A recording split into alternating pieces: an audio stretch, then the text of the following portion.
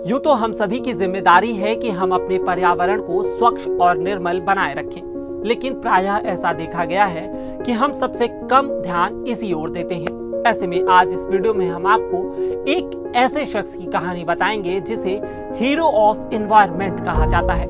जी, हम बात कर रहे हैं पद्मश्री अवार्ड से सम्मानित धर्मगुरु पर्यावरण एक्टिविस्ट संत बलबीर सिंह सीचेवाल की कहानी। तो आइए शुरू करते हैं। दरअसल में सीचेवाल ने अकेले ही कई प्रदूषित नदियों की सफाई करके हम सभी के सामने एक मिसाल पेश की है।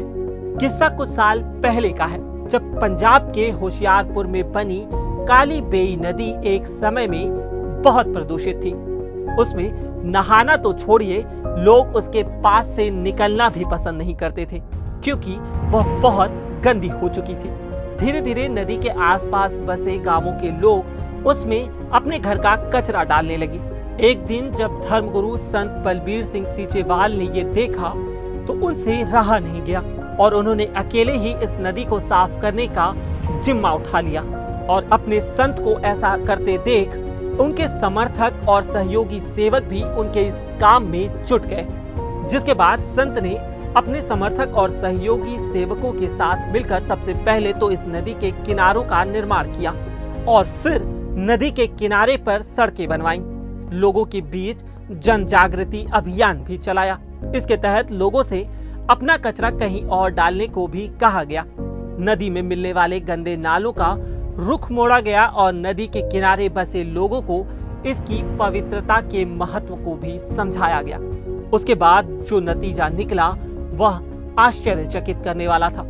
मतलब कि जिस नदी के किनारे से गुजरने में भी लोगों को हिचकिचाहट होती थी, आज उसी नदी के किनारे लोग पिकनिक मनाने आते हैं। बता दें कि काली बेई नदी होशियारपुर जिले में 160 किलोमीटर क्षेत्र में बहती है। यह वही काली बेई नदी है जिसके किनारे 500 साल पहले गुरु नानक देव को अंतर्ज्ञान प्राप्त हुआ था। यहाँ अंतर्ज्ञान प्राप्त होने के बाद से ही नानक गुरु नानक के रूप में पहचाने गए। बाबा बलबीर सिंह सीचेवाल पंजाब के धर्मगुरु और पर्यावरण कार्यकर्ता हैं। सीचेवाल के फॉलोअर दुनिया भर में मौजूद हैं। वे अक्सर पर्यावरण को लेकर अभियान चलाते रहते हैं। बता दें कि टाइम मैगजीन सीचेवाल को दुनिया भर में चुने गए 30 हीरोज ऑफ एनवायरनमेंट में भी शामिल कर चुकी है। सीचेवाल को सफाईगिरी अवार्ड से भी सम्मानित किया जा चुका है। बता दें कि संत सीचेवाल के अथक प्रयासों से प्रभावित होकर पूर्व राष्ट्रपति भारत रत्न अब्दुल कलाम 2 बार सुल्तानपुर लोधी आ चुके हैं। बता दें कि पद्मश्री संत सीचेवाल ने अब घग्गर नदी का उद्धार करने का भी बीड़ा उठा लिया है। सीचेवाल कहते हैं कि घग्गर नदी व अन्य दरियाओं को दूषित करना कानूनी अपराध है और 1974 एक्ट के तहत इसमें 3 साल से 6 साल तक की सजा का भी प्रावधान है। फैक्ट्रियों का दूषित पानी नदियों में छोड़ना भी कानूनी अपराध है। तो इस वीडियो में इतना ही, और अगर आपको भी लगता है कि आपको अपना पर्यावरण स्वच्छ बनाए रखना चाहिए तो आप इसमें अपना योगदान दे सकते हैं। मेरा नाम है उत्कर्ष, कैमरे के पीछे थे चोलाराम जी। अगर आपको यह वीडियो पसंद आया तो हमारे फेसबुक पेज पर लाइक करें और यूट्यूब पर सब्सक्राइब करें। शुक्रिया।